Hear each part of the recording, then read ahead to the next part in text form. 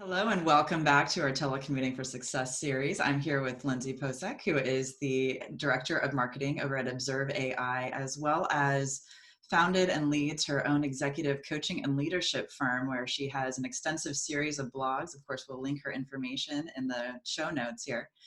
I've invited Lindsey to come on and chat with us and share some quick tips about how do we communicate effectively as leaders, especially in a time of telecommuting, because communication, is it fair to say, Lindsey, that things are different now when we're in this state of, we're not interacting in the offices anymore?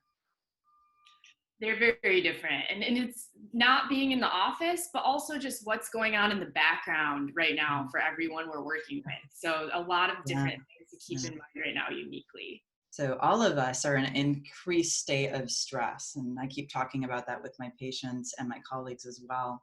So what does that request for us in terms of changing our communication strategies when people are more stressed out?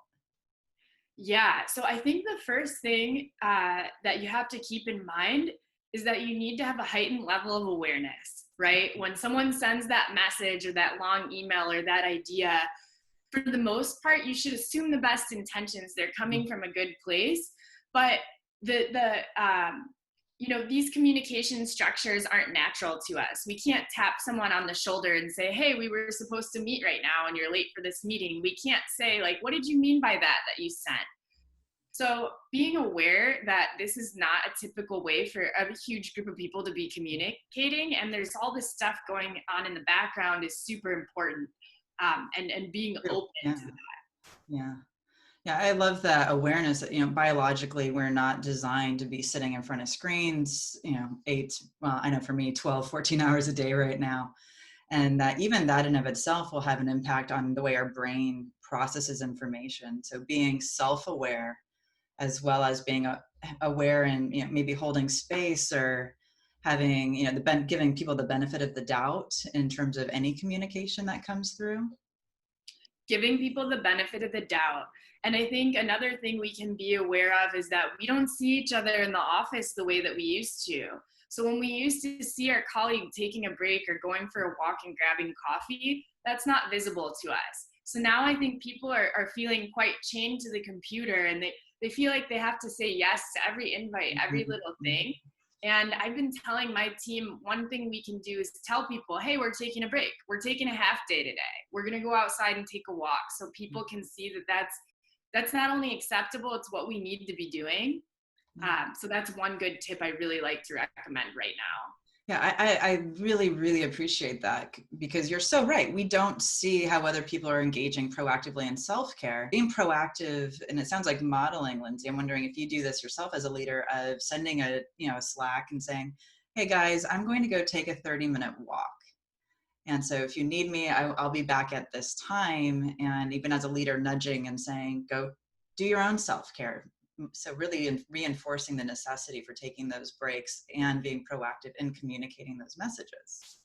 Yes, modeling that, and also modeling that you yourself are struggling with certain things. So I missed a meeting with a colleague yesterday. I've been setting alarms because, you start writing, no one's tapping you on the shoulder, like I said. So I felt terrible about that. But then I realized I wanted to share that story with my team and say, I'm making it a goal of mine to set alarms, to be on time so no one's waiting on the line. But I also want us to have this awareness that that is going to happen more right now. And so modeling those things that people maybe are feeling guilty or bad about themselves, so that they know we're all struggling with the same stuff here. That's so funny. So I know Lindsey through Dr. Megan Mansfield, who, if you've watched the series, you've met her virtually. And yesterday I did that exact same thing accidentally with her. I was on a call with my legal team, and the next thing I looked up and I'm like, "Oh my gosh, Megan." And, I think grace and compassion right now for self is so important, because time really, I'm noticing, Lindsey, time doesn't seem to have a meaning. And so I like that tip of set an alarm, make sure that there's something that buzzes at you so that we know it's time to shift. And even setting alarm to take those walks to give ourselves those brain breaks be really helpful too. Yeah, actually, and I want to piggyback on something you said about time, because I think time management has changed now, and I see Really, yeah. different things we're facing. One is you get on a call with a colleague and you don't want to, and especially shouldn't right now, just get straight down to business. Mhm. You need that time to say, how are you doing? How's your workload? To connect with other teams. And so just, being conscious of that and maybe making more breaks in your schedule between those calls so you're not rushing people on and off. But then conversely, ending the day at a set time, ending a task at a set time, and having that do not do list, so you're not constantly, chained to the computer.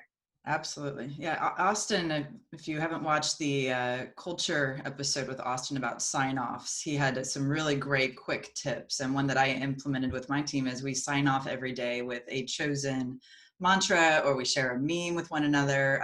This week we did a series of kindness actions. So kindness is done for self, kindness is done for others, kindness is others have done for us. And it's deepening our team relationship in profound ways. Because all of a sudden we're seeing photos of, one of my associates' dogs zooming around the backyard, or when another one's little boy, pummeling through a stack of bricks, paper bricks, obviously.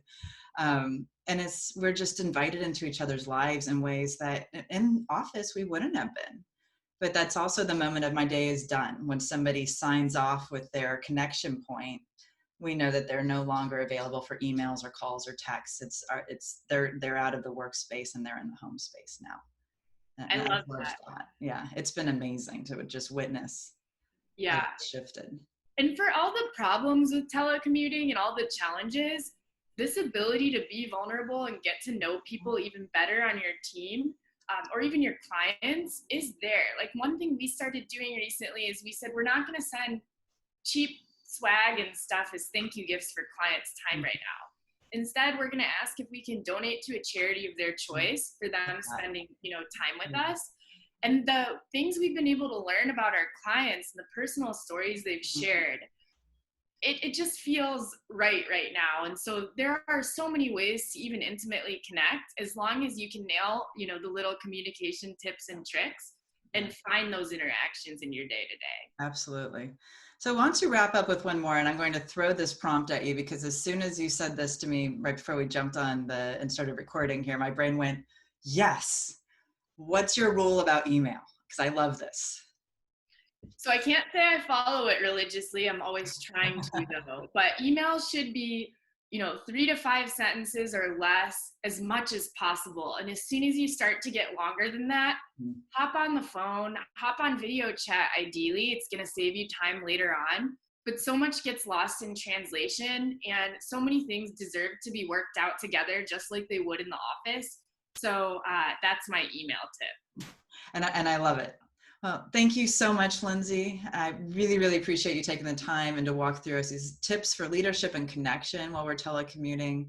And I think the overarching takeaway is be intentional, be proactive, have the benefit of the doubt, and when in doubt, jump on a video call, give our brain the connection point. And as I mentioned before, Lindsey runs her own leadership and coaching blog. And so we'll obviously link that in the show notes here. And she's got a ton of amazing tips and takeaways there. And so thank you for taking the moment to share your expertise with us. I really appreciate you. Thank you so much. Really appreciate it. Thank you.